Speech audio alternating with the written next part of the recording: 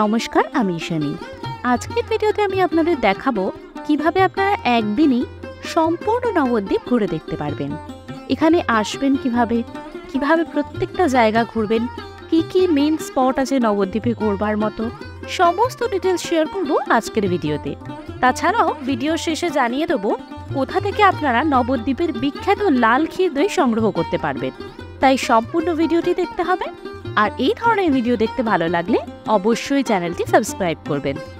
এখানে আসতে গেলে আপনারা হাওড়া থেকে কাটোয়া লোকাল ধরে চলে আসবেন নবদ্বীপ ধাম স্টেশনে। স্টেশন থেকে বেরিয়ে আপনারা পেয়ে যাবেন এরকম টোটো স্ট্যান্ড, যেখানে প্রচুর টোটো রয়েছে। আপনারা একটু দরদাম করে টোটোতে উঠে পড়বেন। আমি আজকের সম্পূর্ণ ট্যুরটা ঘোরবার জন্য যে টোটো চালককে বুক করেছিলাম, সে আমাদের 400 টাকা নিয়েছিল। আমরা এগিয়ে চললাম আমাদের প্রথম গন্তব্যের দিকে। আমরা প্রথমেই চলে এলাম শ্রী শ্রী কেশবজি গৌড়ীয় মঠ দর্শন করতে। এটি একটি ওয়েস্ট বেঙ্গল হেরিটেজ কমিশনের তকমাপ্রাপ্ত। এটি বিশাল জায়গার উপরে অবস্থিত। সুবিশাল জায়গাতে এত সুন্দর মন্দির দেখে সত্যি ভীষণ ভালো লাগলো। এই হলো মূল মন্দিরের প্রবেশদ্বার। এখান দিয়ে প্রবেশ করতে হবে মূল মন্দিরে। মন্দিরের ভিতরে ঢুকে দেখলাম সুবিশাল নাট মন্দির, যেখানে সমগ্র নাট মন্দিরের দেওয়ালে রয়েছে শ্রীকৃষ্ণের জীবনের লীলার নানান চিত্র। ভীষণ সুন্দর লাগলো এই জায়গাটি দর্শন করে। এই কেশবজি গৌড়ীয় মঠে থাকার ব্যবস্থাও রয়েছে। আপনারা চাইলে এখানে রাত্রিবাসও করতে পারবেন। এবারে আমরা চলে এলাম আমাদের দ্বিতীয় গন্তব্য অর্থাৎ জল মন্দিরে।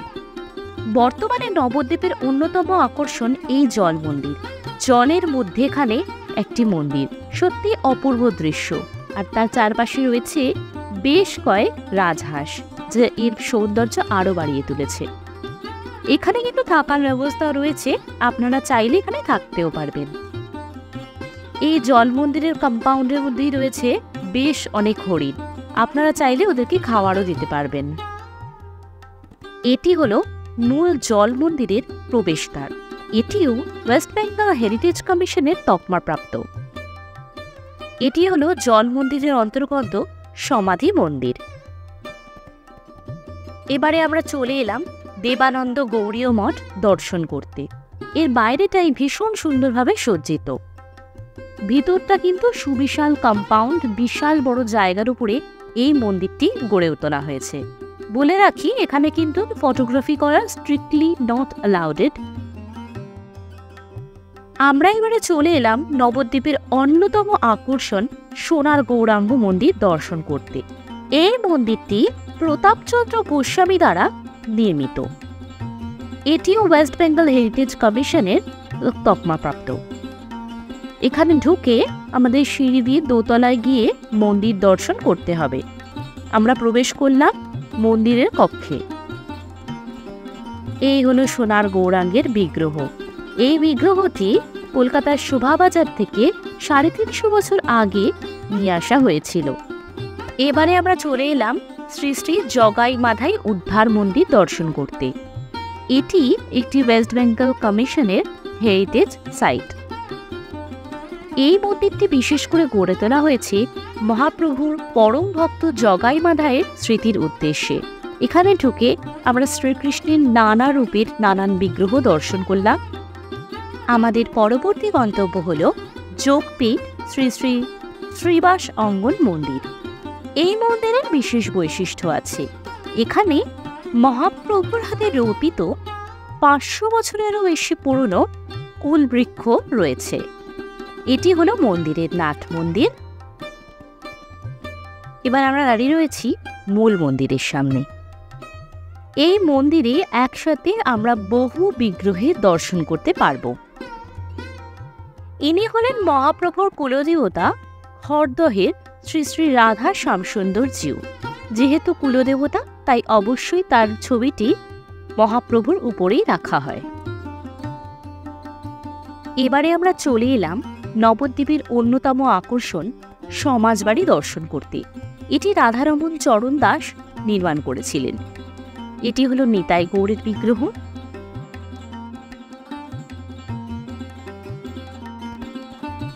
এবার যেটি দেখছেন তা হলো রাধারানীর বিগ্রহ। এটি হলো কৃষ্ণ এবং বলরামের বিগ্রহ।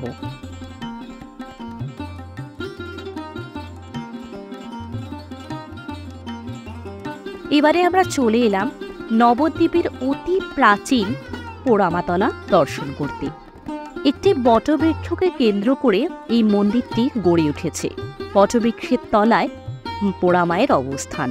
পাশে রয়েছে মায়ের ভৈরব, খুবই সুবিশাল একটি শিব মন্দির, এবং মায়ের আরেক পাশে রয়েছে মা ভবতারিণীর একটি খুবই সুন্দর এবং প্রাচীন মন্দির। এবারে আমরা চলে এলাম নবদ্বীপের বলতে গেলে অন্যতম বিশেষ একটি মন্দিরে, যা হলো ধামেশ্বর মন্দির। মহাপ্রভু সন্ন্যাস গ্রহণ করবার পরে একবার যখন নবদ্বীপে এসেছিলেন, তখন এখানেই তার দ্বিতীয় স্ত্রী বিষ্ণুপ্রিয়ার সঙ্গে মহাপ্রভুর দর্শন হয়েছিল। এবারে আমরা চলে এলাম গৌরাঙ্গ মহাপ্রভুর জন্মস্থান দর্শন করতে। এই নিম গাছের নিচেই জন্ম হয়েছিল বলেই তার নাম ছিল নিমাই। সচিমাতার কোলে ছোট্ট গৌরাঙ্গ মহাপ্রভু। পাশে খুব সুন্দরভাবে সাজানো রয়েছে বাগান। এটি হলো মন্দিরের কৃষ্ণ বিগ্রহ। এবারে আমরা চলে এলাম বর্তমানে নবদ্বীপের অন্যতম আকর্ষণ 60 ফুটের চৈতন্য বিগ্রহ দর্শন করতে, যা হলো নরহরি ধাম। আমরা প্রবেশ করলাম এই মন্দিরের মধ্যে, এবং প্রথমেই আমাদের যা চোখে পড়ল তা হলো 60 ফুটের চৈতন্য বিগ্রহ, পৃথিবীর সবচেয়ে উচ্চতম বিগ্রহ। এছাড়াও এই মন্দিরে কিন্তু চারিপাশে ছড়িয়ে রয়েছে শ্রীকৃষ্ণ ও চৈতন্যদেবের নানান লীলা কাহিনীর প্রতিমূর্তি, এছাড়াও নানান দেবতার বিগ্রহ। সত্যি এখানে একটি বিকেল আপনারা কাটাতেই পারেন, ভীষণ ভালো লাগবে।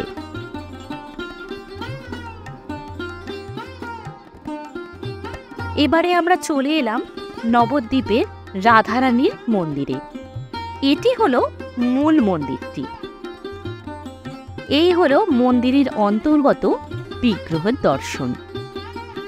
এখানে গুপ্ত বৃন্দাবন রয়েছে, সেখানে প্রবেশ করবার জন্য জনপ্রতি 10 টাকা প্রবেশ মূল্য দিতে হয়।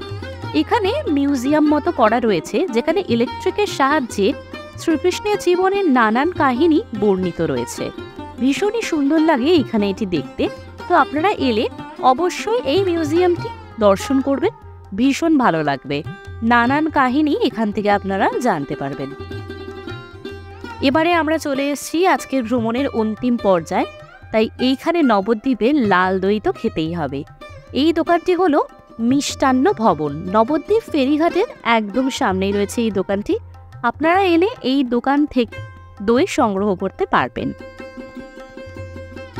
হয়ে গেল আমার সমগ্র নবদ্বীপ একদিনেই ঘুরে দেখা। ভীষণ ভালো লাগলো ঘুরে দেখতে। আপনারা আসলে সকাল সকাল চলে আসবেন, তাহলে কিন্তু আপনারা সারাদিনের মধ্যে সম্পূর্ণ নবদ্বীপ সহজেই দর্শন করতে পারবেন। প্রতিটা স্পট আপনারা অবশ্যই দর্শন করবেন, ভীষণ ভালো লাগবে একটা দিন কাটাতে এখানে। চাইলে আপনারা এখানে রাত্রিবাসও করতে পারেন। নবদ্বীপ ঘুরে দেখার সমস্ত ডিটেলস শেয়ার করলাম আপনাদের সাথে। আর এই ধরনের ভিডিও দেখতে ভালো লাগে অবশ্যই চ্যানেলটি সাবস্ক্রাইব করবেন।